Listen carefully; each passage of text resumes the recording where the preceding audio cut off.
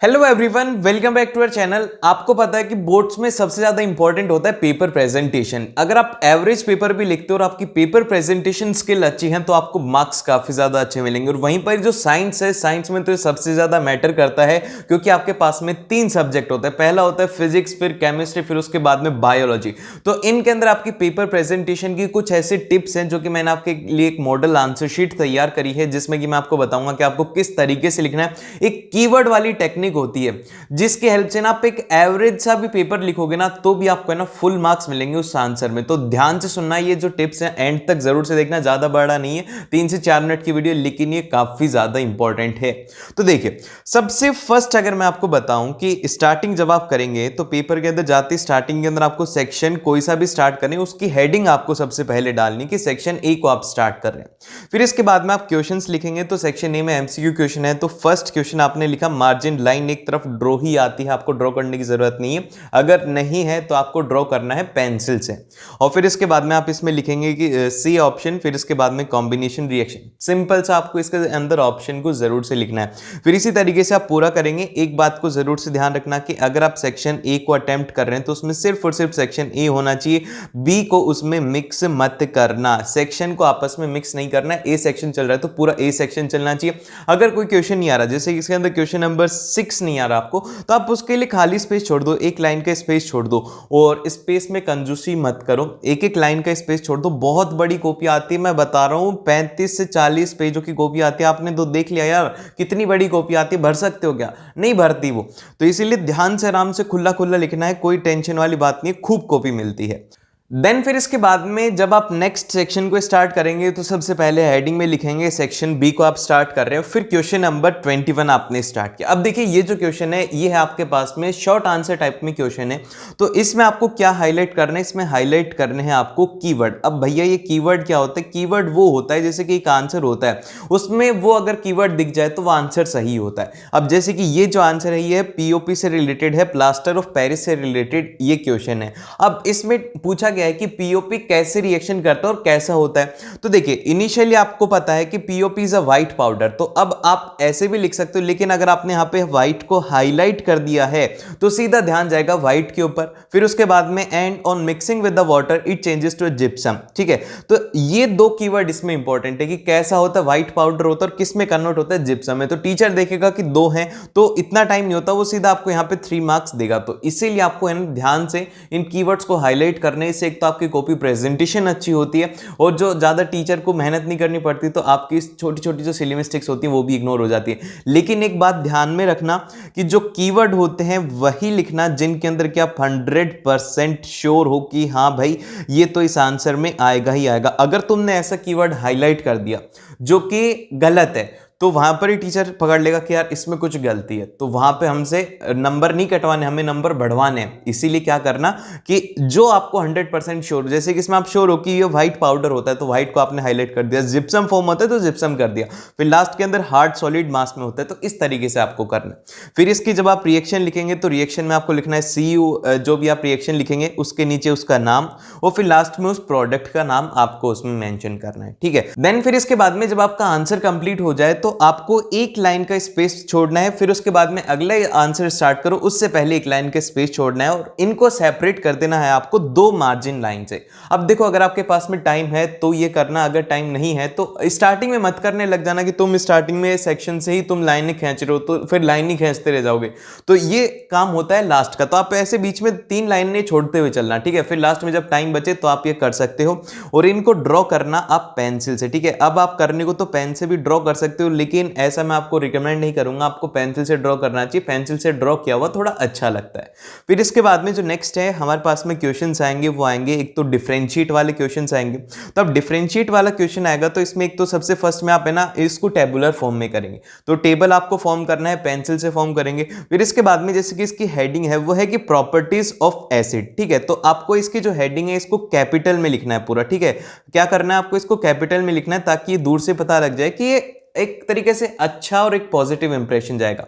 फिर इसी तरीके से हमने इसकी हेडिंग लिखी। फिर इसके बाद में जब हम इसके पॉइंट्स में आंसर लिखेंगे तो इसमें आपको जो कीवर्ड्स है, जैसे कि मैंने अभी भी आपको कीवर्ड्स लिखना है सिखाया, तो वैसे इसमें भी कीवर्ड्स होंगे। जैसे कि ये है कि दे आर सोर इन टेस्ट, ये हमें पता है कि सोर इन टेस्ट होते हैं, तो हमने सोर को हाईलाइट कर दिया, इसमें हमने बिटर को हाईलाइट कर दिया। फिर अगले पॉइंट में हमने हाईलाइट कर दिया it turns blue litmus to a red litmus. ठीक है, इस तरीके से आप इन वर्ड्स को हाईलाइट कर सकते हो और एक अच्छा आंसर आपका दिखेगा। और फिर इसके बाद में जो नेक्स्ट है आपके पास में, अगर क्वेश्चंस आते हैं जैसे कि फ्लो डायग्राम से रिलेटेड भी क्वेश्चन आ सकते हैं। अब इसके अंदर बोला गया है कि एनर्जी फ्लो डायग्राम को ड्रॉ कीजिए। तो सबसे फर्स्ट हम लिखेंगे एनर्जी फ्लो डायग्राम और उसको अंडरलाइन करेंगे। फिर इसके बाद में हम डायग्राम अच्छे से फॉर्म करेंगे पेंसिल से। जितने भी डायग्राम का वर्क है वो पेंसिल से फॉर्म करना, क्योंकि अगर गलती हो जाएगी तो आप उसको इरेज कर सकते हो। अगर वही पेन से करोगे तो क्या होगा कि अगर गलती होगी तो फिर आपको ऐसे काटना पड़ेगा, तो उससे आपकी नोटबुक अच्छी नहीं लगेगी।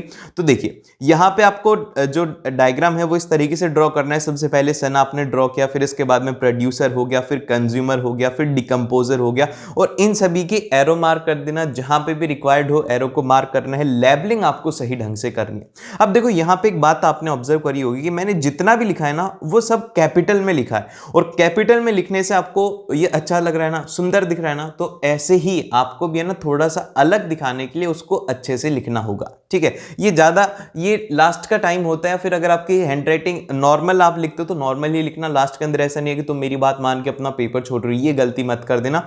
अगर लिख सकते हो तो ही लिखना, अदरवाइज ये लिखने की कोई भी जरूरत नहीं। कैपिटल में लिखना इतना ज्यादा जरूरी नहीं है।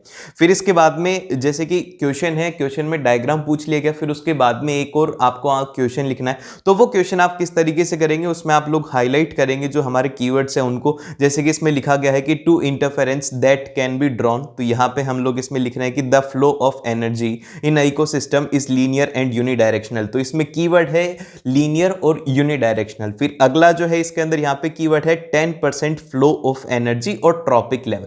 तो इस तरीके से आपको कीवर्ड्स को मार्क करते हुए चलना है।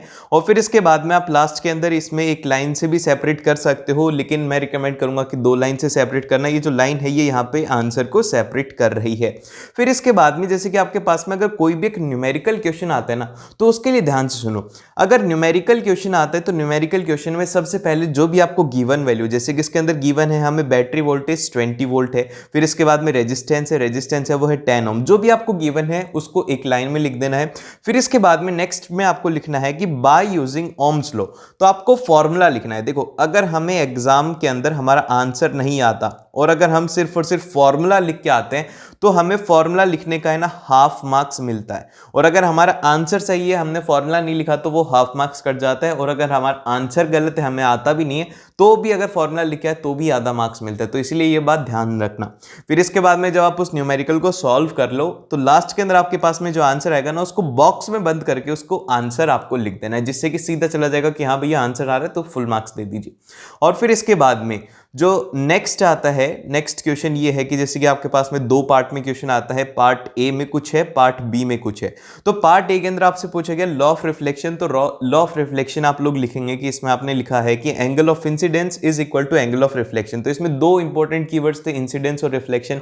फिर इसके बाद में angle I is equal to angle R हो गया, ये आपको हाईलाइट कर देना है। जो भी चीज आपको लगे ना कि हाँ यार ये इसमें दिखनी चाहिए, तो उनको आप है ना बॉक्स बना देना। बॉक्स बनाने से क्या होगा, सीधा टीचर उस पर उनका ध्यान चला जाएगा कि हाँ भाई ये एकदम से बात सही है। फिर इसके बाद में जो नेक्स्ट है आपको उसमें डायग्राम ड्रॉ करना है। जैसे कि इसमें रे डायग्राम आया, तो रे diagram of object at infinity, तो नीचे तो आप उसकी क्या लिखेंगे, नीचे आप उसके लिखेंगे हेडिंग, और फिर उसके बाद में ऊपर आप इस तरीके से उसका डायग्राम ड्रॉ करेंगे। इसमें लेबलिंग की जरूरत नहीं है, फिजिक्स का सिंपल सा डायग्राम था। अगर कहां पे लगता है कि आपको लेबलिंग करनी है तो लेबलिंग आपको उस जगह पे करनी है।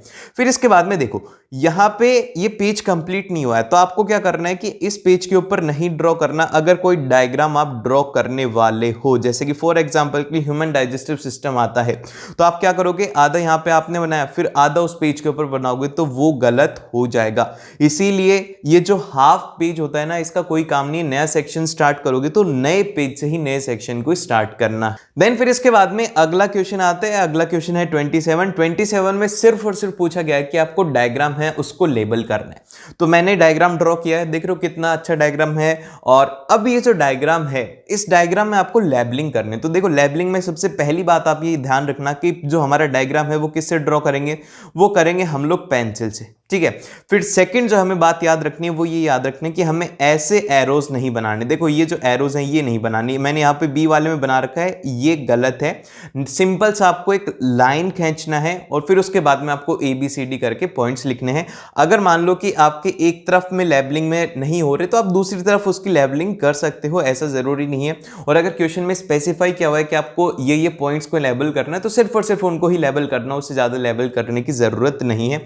और फिर नीचे उसका नाम लिख देना कि किस डायग्राम के बारे में आप ड्रॉ कर रहे हो। और जब आपका पेपर कंप्लीट हो जाए तो आपको लास्ट के अंदर लिख देना है द एंड, ठीक है। इस तरीके से आप लिखेंगे तो आपको है ना बहुत ही ज्यादा अच्छे मार्क्स मिलेंगे। कीवर्ड्स वाली बात को थोड़ा ध्यान रखना, थोड़े आप जब आंसर्स भी रीड करो तो उनमें कीवर्ड्स को देखते हुए चलना। और ऐसी और वीडियोस के लिए सब्सक्राइब कर लेना, और जल्दी ही हम लोग साइंस का फुल सिलेबस रिवीजन करेंगे, तो उसमें मिलते हैं आप लोगों से।